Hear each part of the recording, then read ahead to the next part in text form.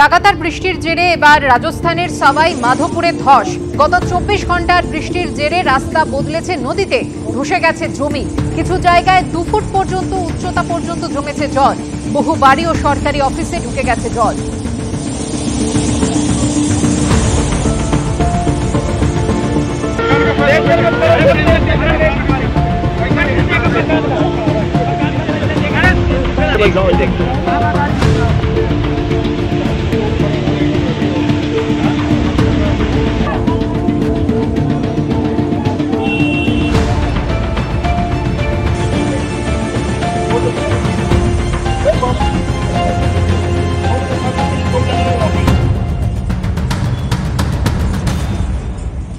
দু 2026-এর বিধানসভা ভোট যখন আর কয়েক মাস বাকি, তখন ঠাকুরনগরে মতুয়া কার্ড ও ধর্মীয় সার্টিফিকেট দেওয়া ঘিরে দুই ভাই শান্তনু ঠাকুর ও সুব্রত ঠাকুরের সংঘাত একেবারে প্রকাশ্যে চলে এলো।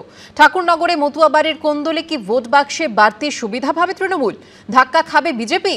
তা নিয়েই এখন চরমে রাজনৈতিক চর্চা। 2024-এ যদি ও টিকিট না পেত তাহলে ও তৃণমূলে যেত। ওর মনে এটা ছিল, কোনো কিছু হলে পরে ও তৃণমূলের দিকে পা বাড়িয়ে রেখেছে। অফিসিয়ালি টিএমসিতে জয়েন হয়ে গেল, শুধু পতাকাটা ধরিনি। মতুয়া বাড়িতে মনোমালিন্যের মেঘ ঘনিয়েছিল আগেই, যা ভেঙে পড়ল রবিবাসরীয় দুপুরে। ঠাকুরনগরে মতুয়া কার্ড ও ধর্মীয় সার্টিফিকেট দেওয়া ঘিরে দুই ভাই শান্তনু ঠাকুর ও সুব্রত ঠাকুরের সংঘাত একেবারে প্রকাশ্যে চলে এলো। তৃণমূল হোক বা বিজেপি, সবার কাছে বড় ফ্যাক্টর মতুয়া ভোট ব্যাংক। তাই 2026-এর বিধানসভা ভোট যখন আর কয়েক মাস বাকি, তখন ঠাকুরনগরের মতুয়া বাড়ির এই সংঘাত নিয়ে শোরগোল পড়ে গিয়েছে রাজনীতিতেও। বিজেপির মধ্যে সর্বত্র অন্তর্দ্বন্দ্ব আছে। মতুয়া সমাজের সঙ্গে মমতা বন্দ্যোপাধ্যায় যেভাবে তাদের সম্মান দেওয়া, উন্নয়ন, অন্য সমস্ত বিষয়, পরবর্তীকালে বিজেপি সেই জায়গাটায় ঢুকে বিভ্রান্তিকর এবং মিথ্যা প্রচার করে গোটা জিনিসটা জটিলতা তৈরি করে এখন তাদের মধ্যে, দেখুন, কিছু মানুষকে মানে অল্প দিনের জন্য ভুল বুঝিয়েছিল, কিন্তু সব মানুষকে তো চিরদিনের জন্য ভুল বুঝিয়ে রাখতে পারবে না এরা। ফলে বিজেপির মধ্যে এই নিজেদের মধ্যে ঝগড়া, অমুক তমুক, স্বার্থের লড়াই, এগুলো এসে যাবে। ওই পরিবারের মধ্যে নানা রকম বিষয়ে মতভেদ ইত্যাদি আছে। আমার মনে হয় যে বাইরের লোকের তাতে নাক গলানো উচিত নয়, কিন্তু তৃণমূলের কাজই হচ্ছে লোকের ঘরের মধ্যে ঢুকে পড়া, সমস্যা তৈরি করা, আর সেই সমস্যার সমাধানের নাম করে পরিস্থিতিকে আরও ঘোটালো করা, আরও ঘোরালো করিয়ে দেওয়া। যে ঘরের বিষয় ঘরেই দেখবেন আপনা থেকে সমাধান হয়ে যাবে যদি বাইরে থেকে লোক উস্কানি না দেয়।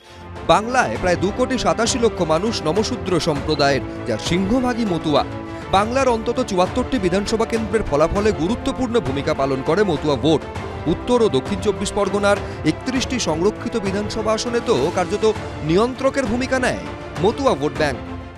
এবারে যে মতুয়া ভোটের বিরাট অংশ যেটা বিজেপি পেত বা পাবে বলে আশা করেছে, সেই জায়গায় বিজেপির মধ্যে এরম আড়াআড়ি দ্বন্দ্ব এবং সেখানে মমতা বালা ঠাকুরের সঙ্গে যোগাযোগ করছেন সুব্রত ঠাকুর, এই বিষয়টি কিন্তু বিজেপির পক্ষে একেবারেই ভালো খবর নয়। ঝামেলা কিন্তু মতুয়া ভোটারদের মধ্যে প্রভাব ফেলবে। তবে দিনের শেষে এটা বলতেই হয় যে এই মুহূর্তে মতুয়া সম্প্রদায় নিয়ে বিজেপির মধ্যে যে দ্বন্দ্ব এই মুহূর্তে সৃষ্টি হয়েছে এবং তা একেবারে প্রকাশ্যে এসেছে, এটা সাংগঠনিক দিক দিয়ে বিজেপির পক্ষে মোটেই ভালো খবর নয়। সংঘাতের ঘটনার সূত্রপাত দিন 15 আগে। ভোটার তালিকায় বিশেষ সংশোধনের প্রেক্ষাপটে বিজেপি বিধায়ক সুব্রত ঠাকুর ও বিজেপি সাংসদ শান্তনু ঠাকুরের বাড়ির সামনে ক্যাম্প করে মতুয়া কার্ড দেওয়া হচ্ছিল। শান্তনু ঠাকুর নিজের বাড়ির সামনে থেকে সরিয়ে নাট মন্দিরে ক্যাম্প করতেই তাল কাটে।